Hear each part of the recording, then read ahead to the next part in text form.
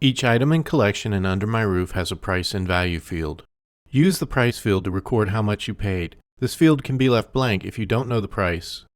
The value field can be used to store an appraised value or estimated value of an item or collection. In most cases, the value will be left blank.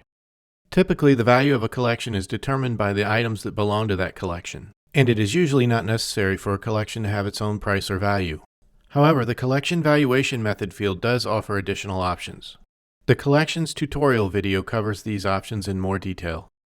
When determining how much a particular item contributes to the value of your entire inventory, Under My Roof uses the amount in the value field, if present.